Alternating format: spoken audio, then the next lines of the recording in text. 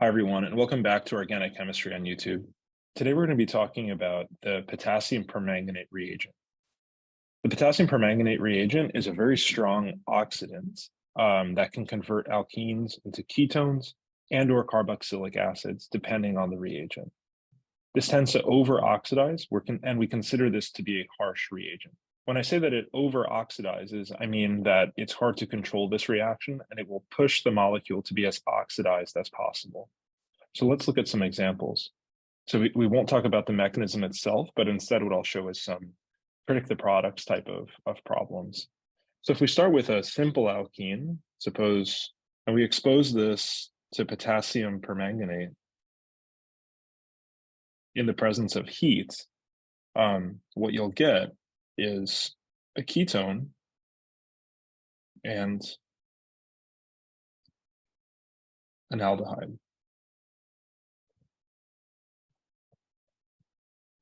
Potassium permanganate will continue to oxidize this and create carbon dioxide. Again, the mechanism is not needed for this reaction. Basically, what I do is I look at the reagent itself. Okay, so I'm going to just draw this out. So I mentally cleave this carbon-carbon double bonds. And I imagine that there are hidden oxygens in this double bond. So let me explain what I mean. I'll mentally put an oxygen to replace the carbon that was in that terminus, the unsubstituted terminus of the alkene. And then I'll also put an oxygen on the other side of this terminus of this alkene. All right, so just cleave the pi bonds, mentally put two oxygens, and then take the rest of the any substituents off of the alkene if there are any. So here I get this product, which is a ketone. It's acetone, in fact.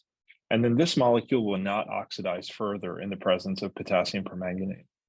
But all aldehydes will get converted into carboxylic acids. Since this is formaldehyde, though, there's kind of a bit of an exception here. These hydrogens also get oxidized and end up making a formic acid, which essentially becomes carbon dioxide. So this spontaneously becomes CO2. And that's how I get these two ester products. Let's look at another example. How about this cis alkene? This reaction in the presence of potassium permanganate, again, thinking that I'm cleaving this carbon-carbon pi bond, I'll just draw the compound out, but again, just replace this carbon that I've circled in blue with an oxygen. And from the other side of the molecule,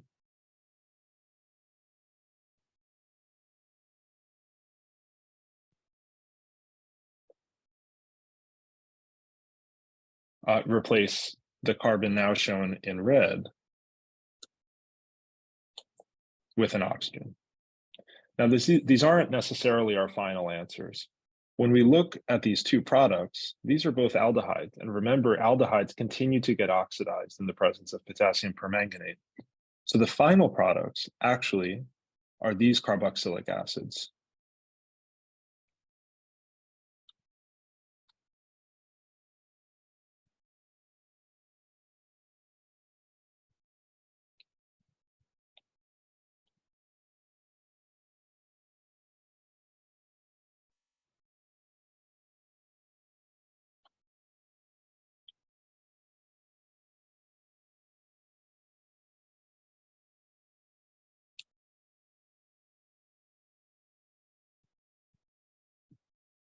So we end up with two carboxylic acids as the products here.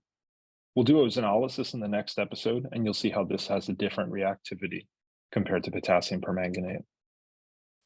So questions you might want to ask in office hours. One, why does the oxidation continue in potassium permanganate, but not in ozanolysis? In other words, why do you get carboxylic acids instead of stopping at the aldehyde?